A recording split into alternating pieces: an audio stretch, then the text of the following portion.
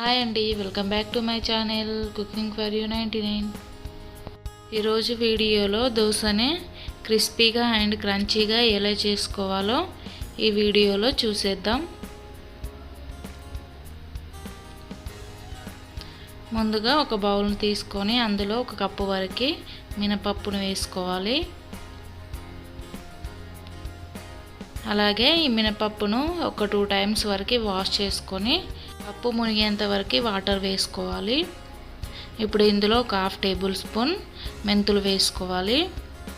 ఇలా వేసుకున్న తర్వాత మూత పెట్టేసి ఒక 6 to 7 అవర్స్ వరకు సోక్ చేసుకోవాలి. ఇప్పుడు వేరొక బౌల్ తీసుకొని అందులో 1 కప్ మినపప్పుకి 2 కప్స్ వరకు రైస్ వేసుకోవాలి.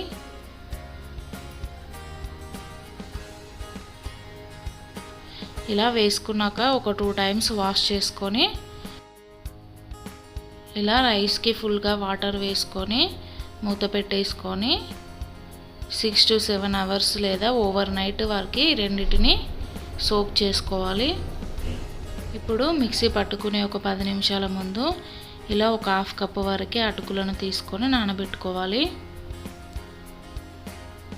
చూడండి, ఇలా ఒక 1 టైం వాష్ చేసుకొని ఫుల్గా వాటర్ వేసుకొని నానబెట్టుకోవాలి. ఇప్పుడు ఇలా నానిన వాటిని తీసుకొని వాటర్ అంతా తీసేసేయాలి.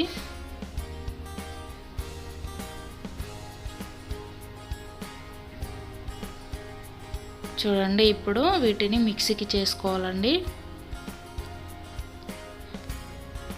ఇలా ఒక మిక్సీ జార్ తీసుకొని అందులో కొంచెం కొంచెంగా వేసుకుంటూ గ్రైండ్ చేసుకోవాలి. ఇలా రైస్ తీసుకొని కొన్ని వాటర్ వేసుకొని మెత్తని పేస్ట్ లాగా గ్రైండ్ చేసుకోవాలి.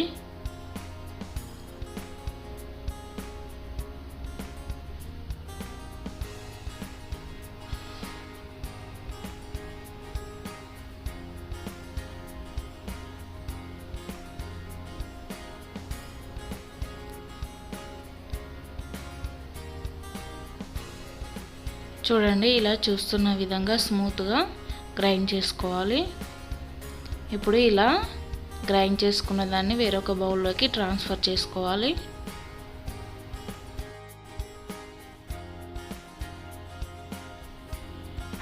ఇప్పుడు మిగతా రైస్ను కూడా తీసుకొని అందులోకి అటుకులను కూడా యాడ్ చేసుకోవాలి.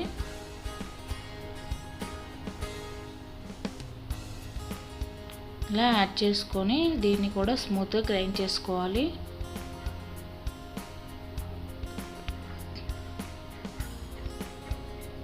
చూడండి, ఇలా స్మూత్గా గ్రైండ్ చేసుకోవాలి. ఇప్పుడు దీన్ని కూడా బౌల్లోకి తీసేసుకోవాలి.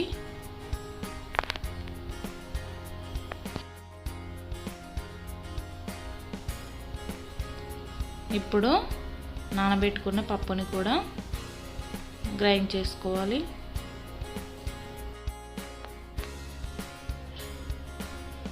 కొన్ని వాటర్ యాడ్ చేసుకొని స్మూత్గా గ్రైండ్ చేసుకోవాలి.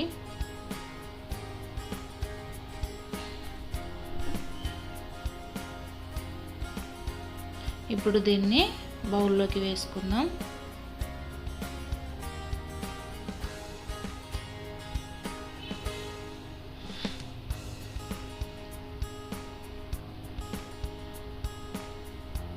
ఇలా వేసుకున్న తర్వాత అంతా కలిసేలాగా ఒకసారి మిక్స్ చేసుకోవాలి.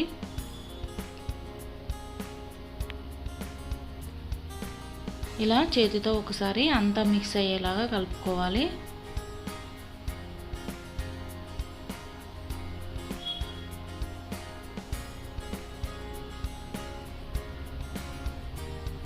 చూడండి, ఇలా కలుపుకున్న తర్వాత ఇప్పుడు దీన్ని ఫర్మెంటేషన్ కోసం ఓవర్ నైట్ అంతా లేదా ఒక 8 to 10 అవర్స్ వరకు పక్కన పెట్టుకోవాలి.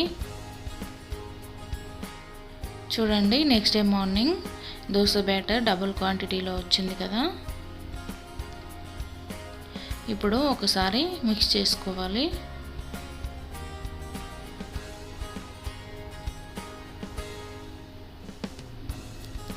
ఇలా కలుపుకున్న తర్వాత మీకు ఎంత కావాలో అంత వేరొక బౌల్లోకి తీసుకోవాలి.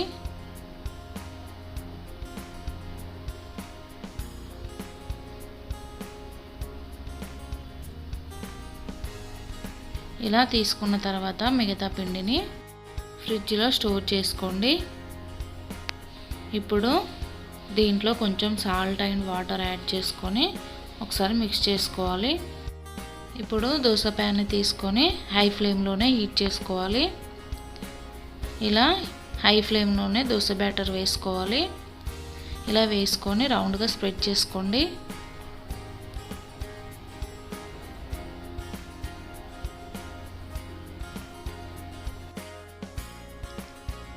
ఇలా దోశ హీట్ అయిన తర్వాత దీని మీద ఆయిల్ స్ప్రెడ్ చేసుకోవాలి.